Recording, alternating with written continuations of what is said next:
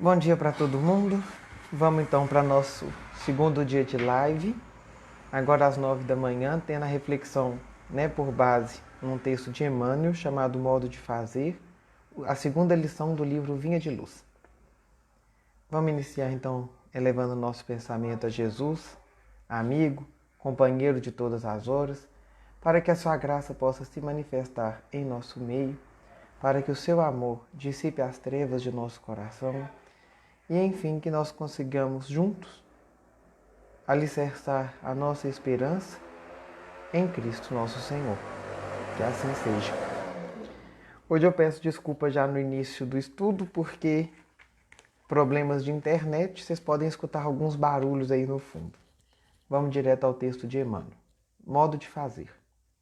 De sorte que haja em vós o mesmo sentimento que houve em Cristo Jesus.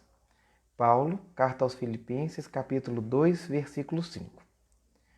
Todos fazem alguma coisa na vida humana, mas raros não voltam à carne para desfazer quanto fizeram. Ainda mesmo a criatura ociosa, que passou o tempo entre a inutilidade e a preguiça, é constrangida a tornar a luta, a fim de desintegrar a rede de inércia que teceu ao redor de si mesma. Somente constrói, sem necessidade de reparação ou corrigenda, aquele que se inspira no padrão de Jesus para criar o bem. Fazer algo em Cristo é fazer sempre o melhor para todos, sem expectativa de remuneração, sem exigências, sem mostrar-se, sem exibir superioridade, sem tributos de reconhecimento, sem perturbações.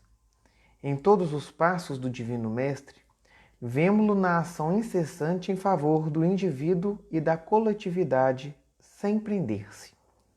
Da carpintaria de Nazaré à cruz de Jerusalém, passa fazendo bem sem outra paga, além da alegria de estar executando a vontade do Pai. Exalta o vintém da viúva e louva a fortuna de Zaqueu com a mesma serenidade. Conversa amorosamente com algumas criancinhas e multiplica o pão para milhares de pessoas sem alterar-se. Reergue Lázaro do sepulcro e caminha para o cárcere com a atenção centralizada nos desígnios celestes. Não te esqueças de agir para a felicidade comum, na linha infinita dos seus dias e das tuas horas. Todavia, para que a ilusão te não imponha o fel do desencanto ou da soledade, ajuda a todos indistintamente, conservando acima de tudo a glória de ser útil, de modo que haja em nós o mesmo sentimento que vive em Jesus Cristo. Emmanuel nos leva a refletir, o texto base dele é um texto de Paulo aos Filipenses. Só que uma expressão que Paulo utiliza, ela ganha um sentido singular quando está nas cartas de Paulo. Então, quando a gente recorre aos efeitos, aos textos exegéticos que nos levam a conhecer um pouco mais profundamente o sentido das expressões nos textos sagrados, a gente entende que em Paulo, quando fala no mesmo sentimento, é quase que uma semelhança tão intrínseca que te leva a perceber que a mentalidade é também acompanhada com o processo da ação. Então, a primeira observação é o trecho da carta de Paulo aos Filipenses, que foi escolhido por Emmanuel, nos convidando a nos assemelharmos de tal forma ao Cristo que nossas ações e conduta moral, nossa mente, seja em conformidade com a dele. Nosso estudo hoje vai embasar, então, principalmente no Livro dos Espíritos, o livro de Allan Kardec, o primeiro livro, e que é essencial para nós espíritas. Na pergunta 625, Kardec pergunta à espiritualidade, relembrando um pouquinho do estudo de ontem, qual o tipo mais perfeito que Deus tem oferecido ao homem para lhe servir de guia e modelo. Se dá o exemplo de Jesus. E aí, na pergunta 132, a gente vai entender também do estudo de ontem a finalidade da encarnação. Porque a finalidade da encarnação, ela pode ser, né, retratando este texto específico de Emmanuel, é uma encarnação de expiação. Ou seja, arrependidos das más escolhas, do mau exercício do nosso livre-arbítrio, reencarnamos com o propósito de redenção de nós mesmos, trazendo esse querer ser cristão da maneira mais autêntica possível, né? E trazendo nessa perspectiva de vida os pagamentos, o realicerçar, trazer novos conceitos de felicidade para a nossa encarnação. Oportunidade de aprendizagem e de corrigenda do nosso espírito. E ainda suportar a parte que nos cabe da obra da criação. A gente falou um pouquinho ontem acerca do livro Pensamento e Vida de Emmanuel, onde ele mostra que o pensamento ele é uma matéria. E nós somos co-criadores do ambiente em que estamos. E lidar com toda essa responsabilidade que o elemento co-criador do qual somos dotados não é simples, porque tira o nosso papel de vitimismo no plano da reencarnação e traz para a gente a responsabilidade da nossa felicidade. Quando, na pergunta 133, Kardec faz uma segunda pergunta. Tem necessidade de encarnação os espíritos que desde o princípio seguiram o caminho do bem? É uma pergunta até muito singular, porque é muito difícil para a gente conceber que um espírito consegue trilhar todas as suas encarnações apenas no caminho do bem. Mas supondo essa possibilidade verdadeira, Kardec então questiona se aquelas pessoas que exerceram apenas o exercício do bem, existe então neles o objetivo, né, alguma finalidade específica da reencarnação? E os espíritos respondem que todos são criados simples e ignorantes e se instruem nas lutas e tribulações da vida corporal. Deus, que é justo, não poderia fazer felizes a uns sem fadigas e trabalhos, conseguintemente sem mérito. E ainda tem a letra A. Mas então de que serve os espíritos terem seguido o caminho do bem, se isso não os isenta dos sofrimentos da vida corpórea? E aí eles colocam, subdividindo aqui em duas respostas. A primeira, chegam mais depressa ao fim. A segunda, aquele que não é invejoso, nem ciumento, nem avaro, nem ambicioso, não sofrerá as torturas que se originam desses defeitos. Vamos entender que a mensagem que hoje Emmanuel traz para a gente é ressaltando a importância do trabalho e toda a sua finalidade espiritual.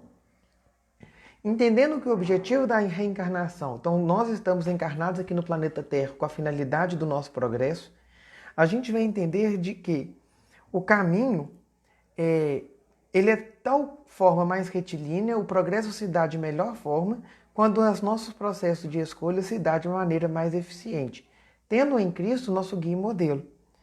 Então chegamos ao final dessa plenitude espiritual, quando temos as nossas escolhas todas pautadas nesse mesmo caráter de moral, de ética embasadas em Cristo.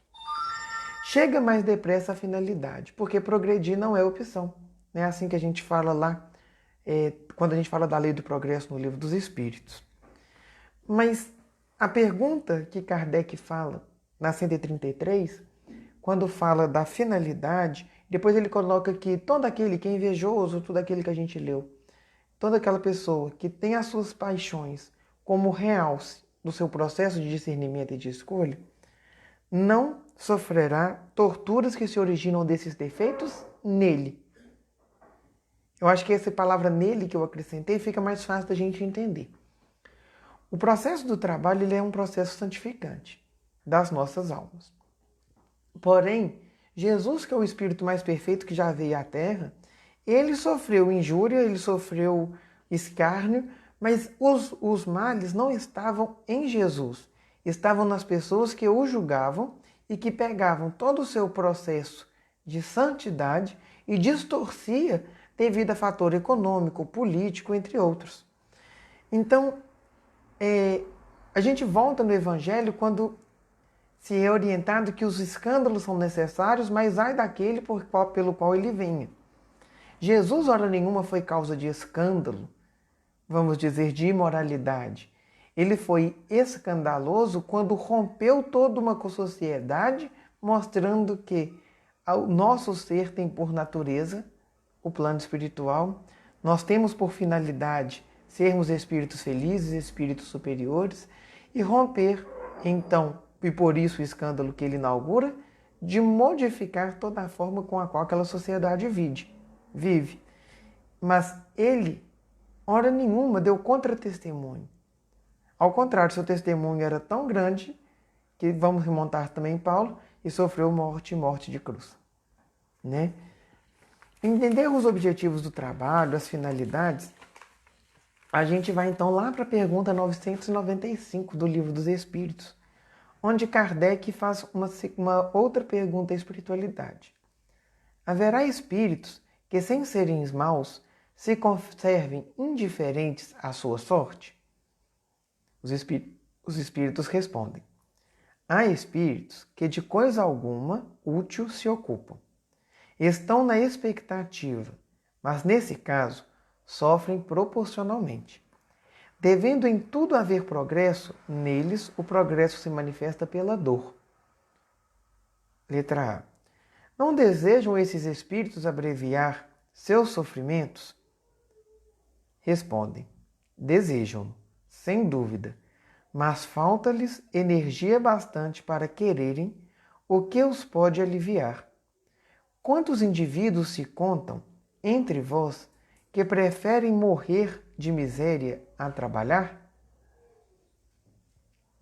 Por que nós pegamos essa pergunta do Livro dos Espíritos? Entendermos que a preguiça e a ociosidade é um fator de tornar corruptível a nossa alma, né? Os nossos espíritos aqui encarnados. Então, estamos em tempo de quarentena, mas não somos chamados a cultivar preguiça. Estamos em tempo de reclusão, né? de rompermos esses convívios sociais mais intensos, mas somos convidados a continuar operantes. Por quê? O trabalho, segundo a pergunta 675 do Livro dos Espíritos, é toda ocupação útil. Então, se nós não podemos, né, exercer nossa finalidade dos nossos empregos, se nós somos convidados, então, a ficarmos mais quietos em casa, vamos olhar a finalidade útil desse processo. A finalidade da não contaminação, da não disseminação de vírus.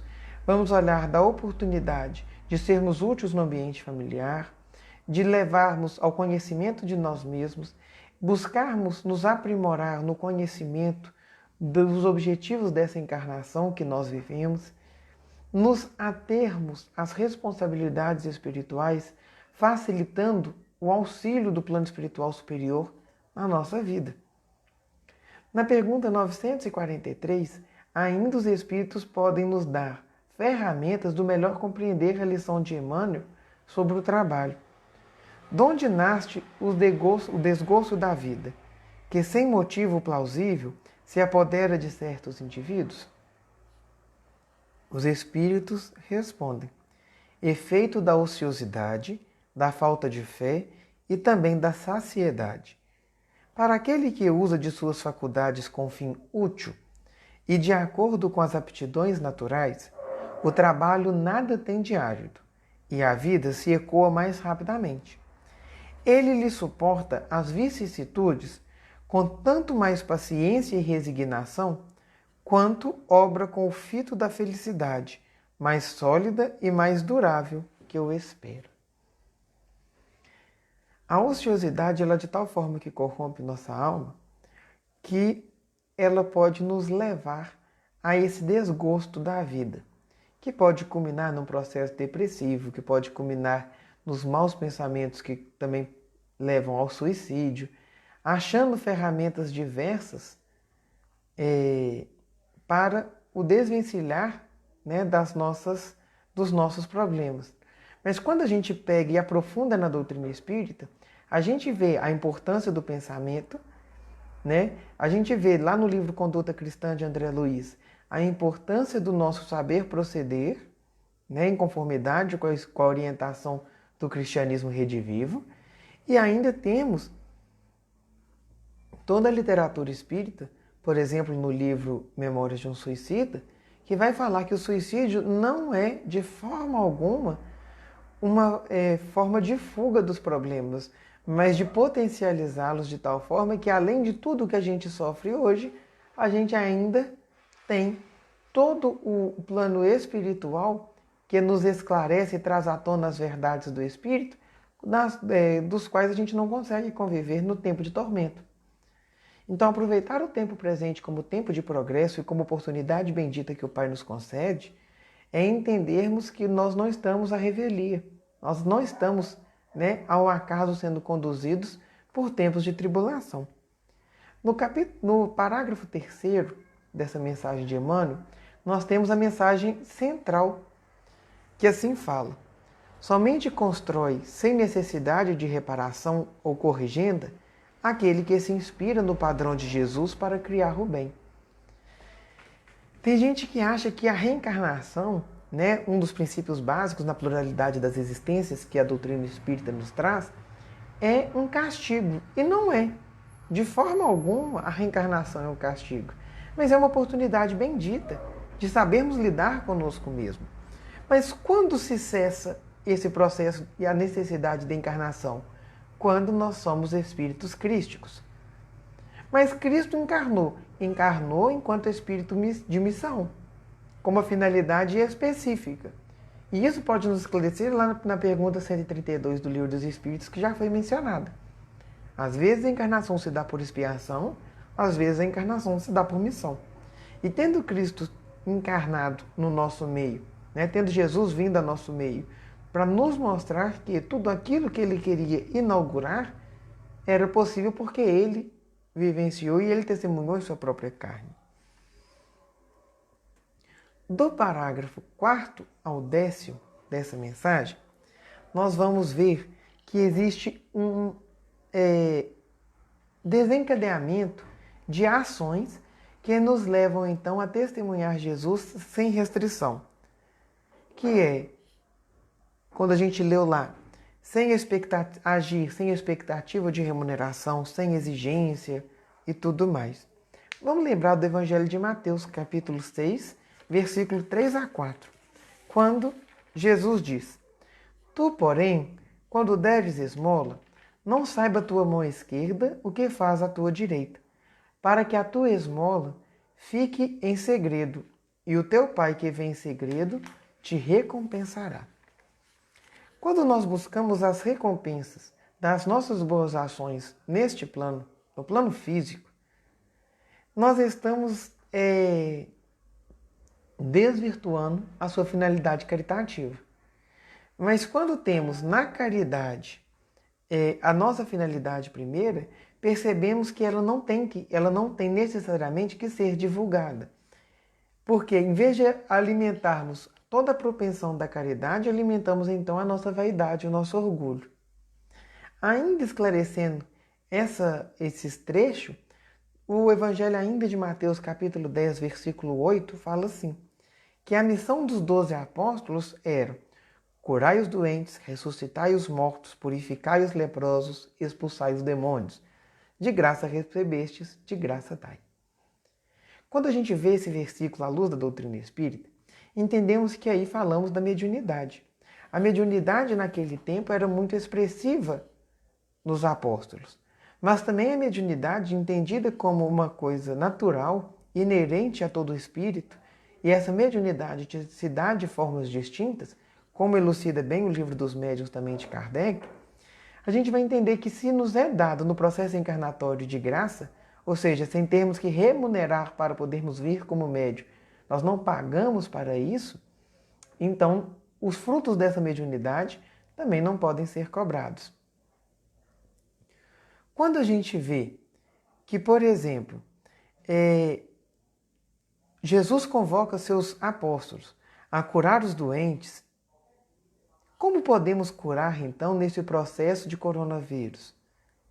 Orando um pelos outros, elevando o nosso pensamento, contribuindo em forma de irradiação por todas as pessoas que já estão trabalhando, doando sua vida, por exemplo, nos hospitais, os médicos, os enfermeiros, postos de saúde, já é uma maneira de trazer a cura. A gente pode achar que é muito simples, mas se todos nós nos comprometermos a essa ação, quanta energia boa vamos poder transmitir e quanto mais facilidade traremos do plano espiritual para poder contribuir com essa fase que a gente vive. Quando fala ressuscitar os mortos, por que nós não ressuscitamos enquanto discípulos do Mestre aqueles que já morreram à sua esperança? Né? Não é só o ressuscitar aquele que a matéria, o orgânico já se decompõe, mas o ressuscitar o espírito que precisa reviver com o foco em Cristo, no Evangelho, todos os dias. Expulsai os demônios. Nós, na doutrina espírita, não percebemos os demônios, tal como outros irmãos de denominação cristã, porque nós não entendemos que Deus possa criar um espírito para o mal. Mas o mal que habita os espíritos é o mal da ignorância. Então, não sendo despertado a todas as leis divinas, esses espíritos errantes também procuram pessoas que se afinizam a eles. Então, como expulsar os demônios da humanidade? Trazendo a reforma íntima para o nosso meio. Porque ao contrário daquilo que lá na aula de ciências a gente via, né, os opostos se atraem, polo positivo, polo negativo, as leis espirituais mostram que os afins se atraem. Então, quando eu estou em padrão elevado, uma pessoa em prece que estou tentando refazer a minha própria conduta pautada em Cristo, eu inibo a ação dos maus espíritos em minha vida. Mas aproximo também os bons espíritos a fim de me instruir, de me inspirar. Então, expulsar o demônio é cada um expulsar o demônio também que cria para si. Porque nós estamos passando por um processo de auto-obsessão quando tendenciamos, nesse tempo, a histeria. Nós somos auto-obsessores quando estamos deixando o medo demasiado tomar conta de nossas vidas, ao invés de usarmos da preocupação inerente ao processo que vivemos como uma oportunidade, né, de cuidado comum. Do parágrafo 11 e 12 dessa mensagem de Emmanuel, gente, seria muito bom que todos, né, procurassem essa mensagem na internet para poder ser lida e meditada durante o dia. Mas no parágrafo 11 e 12, nós vamos buscar um outro texto bíblico para elucidar nossa reflexão, que está lá no Evangelho de João, capítulo 5, versículo 17. Meu Pai trabalha até agora e eu também trabalho. Jesus utiliza o trabalho como forma santificante, como já foi dito. Mas esse trabalho, ele já foi testemunhado pelo Cristo, que hora nenhuma é inoperante, e também pelo Pai, extremamente misericordioso, que o tempo todo opera em benefício das suas criaturas. Então, sermos trabalhadores da seara de Jesus é compartilharmos da missão de Jesus e de Deus. Quando, então, temos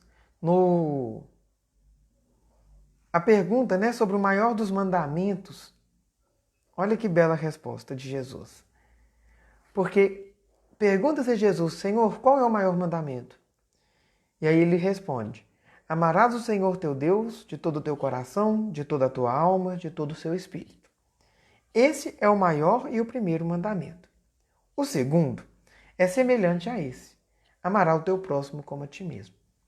E aqui a gente poderia fazer uma palestra inteira sobre esse maior mandamento que Jesus fala. Por quê? Amarás o Senhor teu Deus de todo o teu coração, de tua alma e de teu espírito, é mostrar que, enquanto espíritos imortais, quer encarnados ou desencarnados, a nossa finalidade primeira da existência é amar a Deus. Mas amar a Deus pelas palavras é muito simples, porque amar a Deus requer um compromisso com a sua mensagem, com o seu propósito. E aí Jesus complementa que semelhante a ele amar ao próximo como a nós mesmos. Então trazermos esse amor de Deus para a esfera que nós estamos, amando a nós mesmos e amando aos outros em seu nome. Mas esses outros quem? A gente está falando muito, né, do convite do mentor da nossa casa aqui da Fraternidade Jesus Amigo, que é o Espírito Rafael, onde ele fala, cessem as atividades da fraternidade espírita e a levem para o contexto familiar.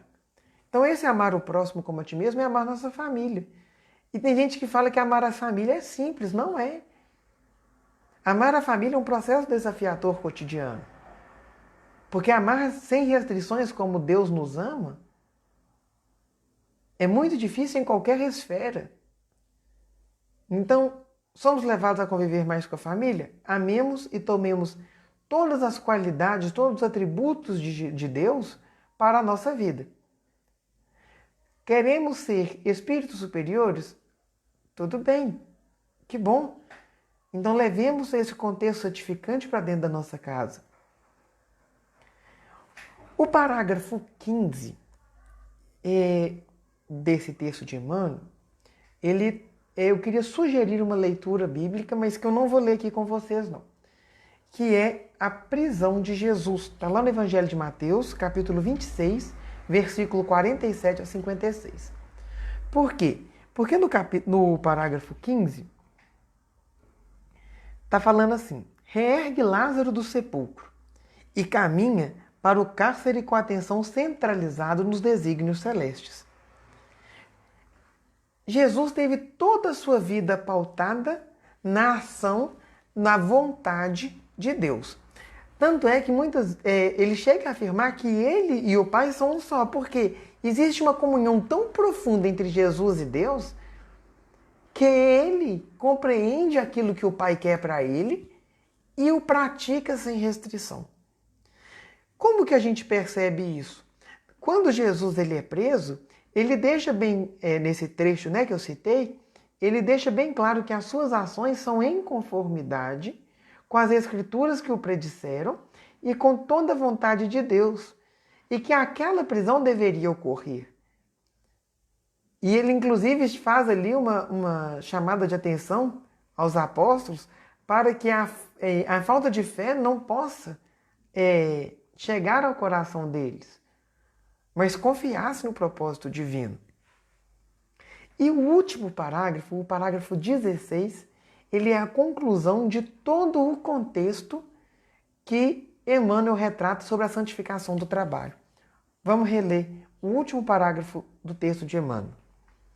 Não te esqueças de agir para a felicidade comum, na linha infinita dos teus dias e das tuas horas. Todavia, para que a ilusão te não imponha o fel do desencanto ou da soledade, ajuda a todos, indistintamente, conservando acima de tudo a glória de ser útil, de modo que haja em nós o mesmo sentimento que vive em Jesus Cristo. Duas palavras-chave para a compreensão desse momento, desse parágrafo último da mensagem, que é felicidade e caridade. Quanto à felicidade, na pergunta 921 do Livro dos Espíritos, Kardec pergunta assim: concebe-se que o homem será feliz na Terra quando a humanidade estiver transformada? Enquanto isso, se não verifica, pode-se conseguir uma felicidade relativa? Ou seja, sabemos que a felicidade plena não é atingível aos espíritos no plano terrestre, encarnados no planeta Terra, porque somos um planeta saindo agora do planeta de provas e expiação e sendo convocados a um processo de regeneração. Mas existe uma parcela de felicidade que nos cabe já? E aí os espíritos respondem assim: o homem é quase sempre o obreiro da sua própria infelicidade. Praticando a lei de Deus, a muitos males se forrará e proporcionará a si mesmo felicidade tão grande quanto o suporte à sua experiência grosseira.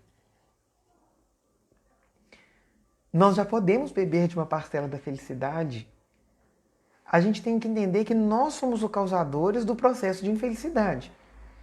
Então aproveita esse tempo, né, de deserto, que a gente falou muito ontem nas duas lives, nesse processo de distanciamento social, e faça uma autoanálise, faça um exame de consciência e se pergunte aonde aonde você se sabota para o seu processo de felicidade. Porque a sua infelicidade é responsabilidade sua. A minha infelicidade, a responsabilidade é minha. E na pergunta 922 existe um complemento muito, porque a pergunta é essa, olha. A felicidade terrestre é relativa à posição de cada um. Isso é uma afirmativa. A cada passo do nosso progresso espiritual, somos convidados a sermos mais felizes, bebermos e convivermos mais com esse processo, natural ao espírito puro, que é onde vamos chegar. O que basta para a felicidade de um constitui a desgraça de outro. Porque nesse conceito de felicidade efêmero que temos em nossa encarnação atual, a gente pode entender que aquilo que me faz feliz não é aquilo daqueles que vocês me ouvem. Existem controvérsias do conceito de felicidade. Ok? Haverá, contudo, alguma soma de felicidade comum a todos os homens? Ou seja, aonde está a felicidade comum? Aonde está o bem comum? Que podemos experimentar aqui. Os espíritos respondem assim: com relação à vida material, é a posse do necessário.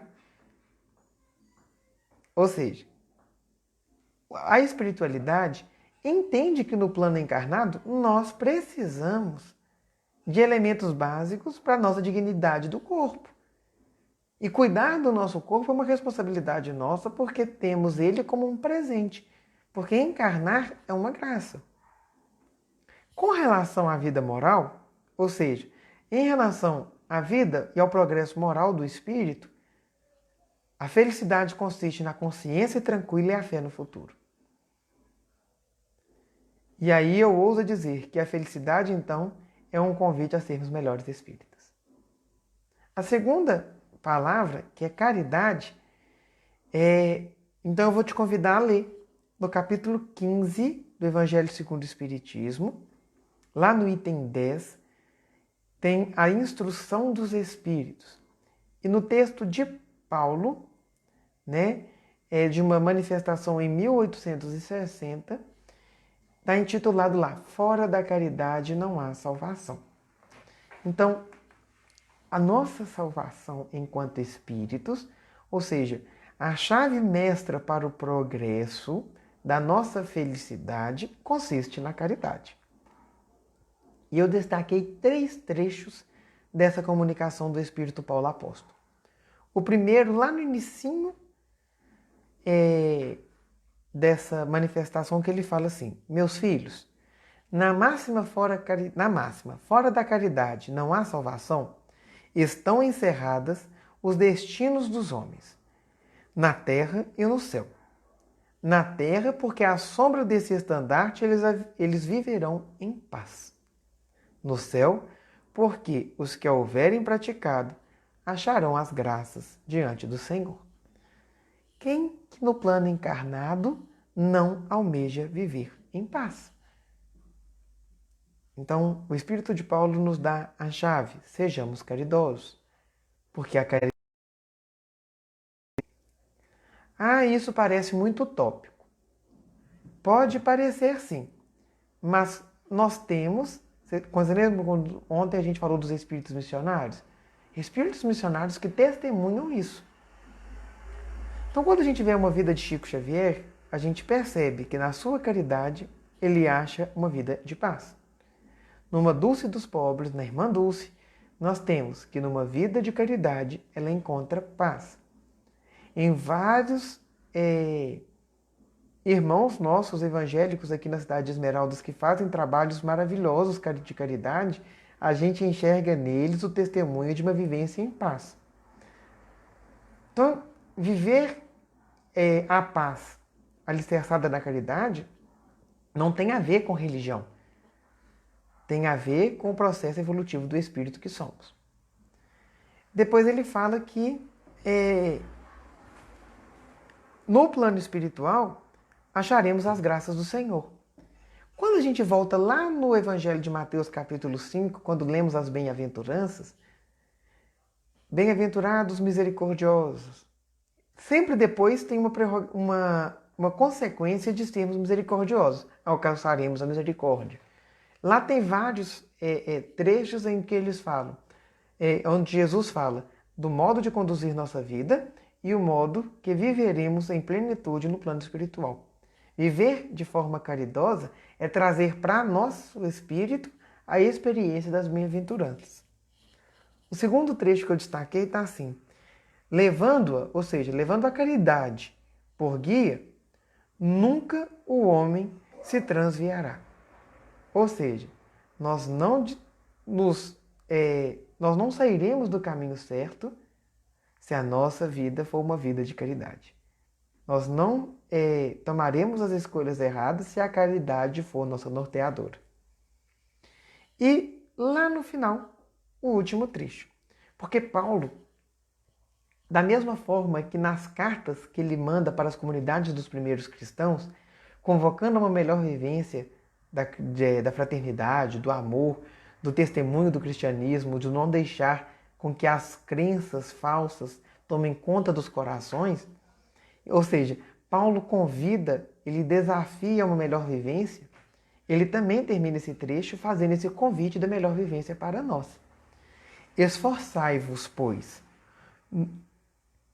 para que os vossos irmãos, observando-vos, sejam induzidos a reconhecer que verdadeiro espírita e verdadeiro cristão são uma só e a mesma coisa, dado que todos quantos praticam a caridade são discípulos de Jesus, sem embargos da seita a que pertençam.